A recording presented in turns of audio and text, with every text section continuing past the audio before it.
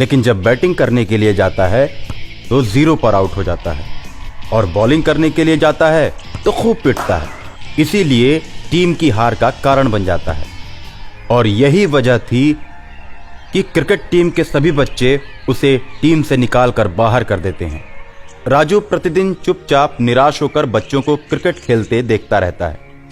एक दिन राजू बच्चों को क्रिकेट खेलता देखकर भारी मन से अपने घर की तरफ चल देता है और अपने मन में सोचता है, मैं इतना कमजोर क्यों हूं? आखिर मैं 0 पर ही क्यों आउट हो जाता हूं? यही सब तरह तरह की बातें सोचते हुए राजू निराश मन से रास्ते में आगे की तरफ बढ़ रहा था।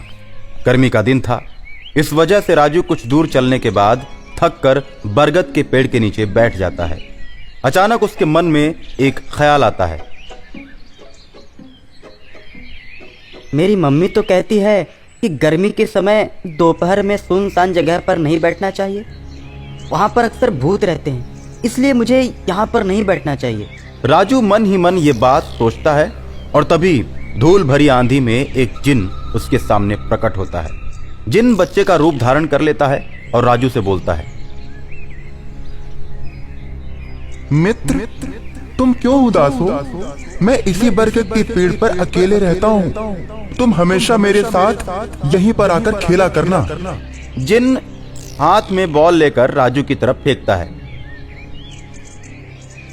राजू उसकी दी हुई सुंदर बॉल को देखकर बहुत खुश होता है और अपनी क्रिकेट वाली सारी बात उसे बताता है कि किस तरह उसके दोस्त उसके साथ ऐसा बुरा व्यवहार करते हैं।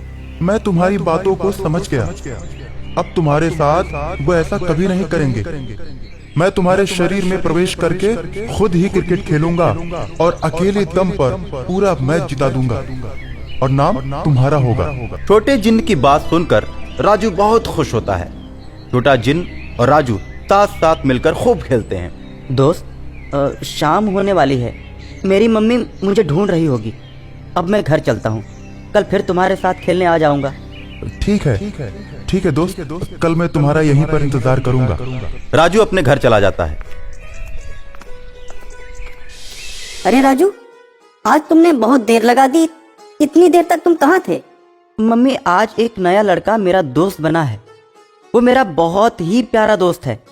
मैं उसी के साथ खेल रहा था और अब तो मैं रोज ही उसके साथ खेलूंगा। दिन रात खेलने के बारे में सोचता रहता है। हाथ मुंह धो, खाना खा और पढ़ने बैठ जा।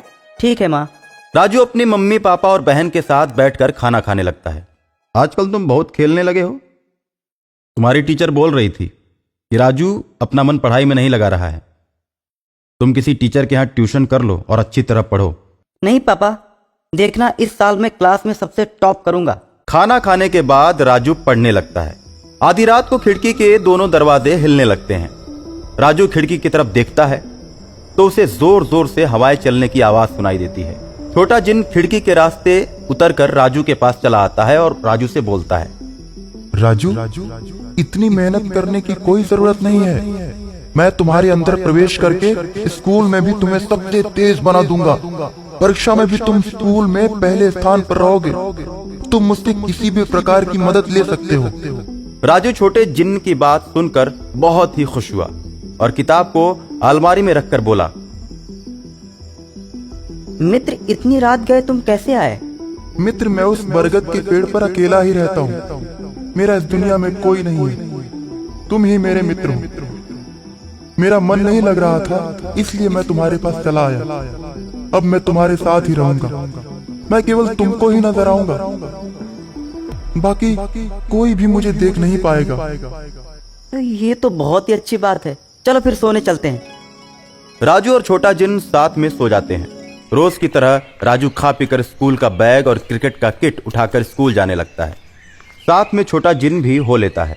राजू जब तक क्लास में पढ़ता है, छोटा जिन बरगद के पेड़ पर बैठा रहता है।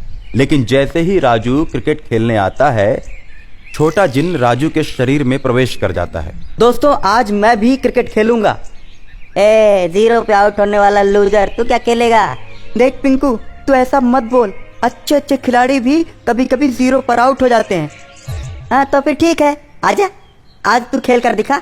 जब राजू की बैटिंग आती है, छक्के पर छक्का मारने लगता है किसी की भी बाल को नहीं छोड़ता है। राजू, तू जादुई बॉल कहाँ से लाया है? इसके पहले तो ऐसा नहीं था। ये कोई जादुई बॉल नहीं है। अगर तू इस बॉल को जादुई मानता है तो तेरे ही बॉल से खेलना शुरू करूंगा मैं। राजू अपना बॉल रख देता है और टिंकू के बॉल से खेल शुरू हो जाता है।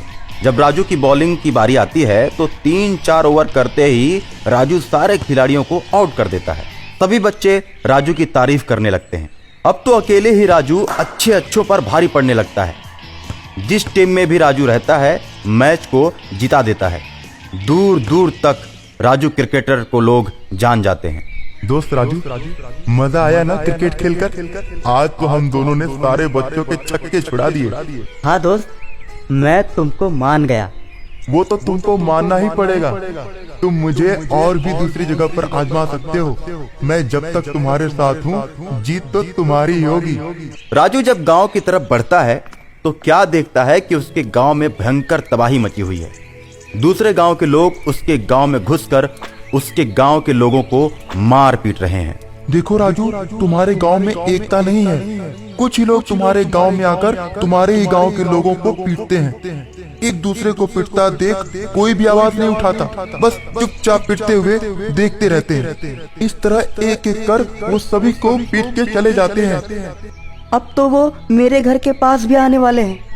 लगता है मेरी मम्मी, पापा और बहन को भी मारेंगे। ऐसा कभी नहीं होगा। तू तो मेरा हीरो दोस्त है। दोस्त, अभी देख मैं उन लोगों को कैसे सबक सिखाता हूँ। तुम देखना। देखो, अब मैं तुम्हारी आत्मा में प्रवेश करता हूँ। छोटा जिन्न राजू के अंदर प्रवेश कर जाता है। राजू की आंखें लाल हो जाती हैं। राजू क्रोध में आकर अपने घर की तरफ चल पड़ता है और दरवाजे पर खड़े होकर चिल्लाता है, अरे भाइयों, असहाय लोगों को क्यों मार रहे हो? ये देखो, पिद्दी भर का बच्चा हमसे जबान लड़ाता है। रुक, अभी मैं तुझे बताता हूँ। बदमाश राजू की तरफ बढ़ता है। राजू की आंखें और भी डरावनी हो जाती हैं। राजू बदमाशों पर झपट पड़ता है और एक एक कर बदमाशों को मार कर घायल कर देता है। और इस तरह सारे बदमाशों को जब राजू मार देता है तो गांव वाले राजू की जय जयकार करने लगते हैं। अब तुम लोग इन बदमाशों को मारो और सजा दो इनको। गांव वाले हाथ में लाठी लेकर सभी बदमाशों को पीटने लगते हैं। देखो, हमारे गांव में एकता नहीं है, इसीलिए ये लोग एक एक करके हम सबको पीट रहे हैं। अगर हम सब एक साथ मिलकर एकजुट होकर मुकाबला करें तो कोई भी गांव के अंदर नहीं आ सकता और हम पर जुल्म नहीं ढा सकता। गांव वाले बदमाशों को मारकर भगा देते हैं। इतने छोटे बच्चे में इतनी ज्यादा ताकत हमने तो आज तक नहीं देखी। जरूर ये कोई दिव्य बच्चा है। इतना सुनते ही छोटा जिन्न गांव वालों के बीच प्रकट हो जाता है और कहता है, ये करामात राजू ने नहीं, मैंने की है। राजू मेरा दोस्त है और मैं अपने दोस्त की सुरक्षा के लिए और उसके गांव की सुरक्षा के लिए कुछ भी कर सकता हूँ। मैं उस सामने वाले बरगद के पेड़ पर रहता हूँ। बरगद के पेड़ को तुम लोग मत काटना। मैं हमेशा तुम लोगों की सहायता करूंगा। और इतना कहकर छोटा जिन्न बरगद के पेड़ पर चला जाता है और गांव वाले हमेशा हमेशा के लिए खुशहाल हो जाते हैं।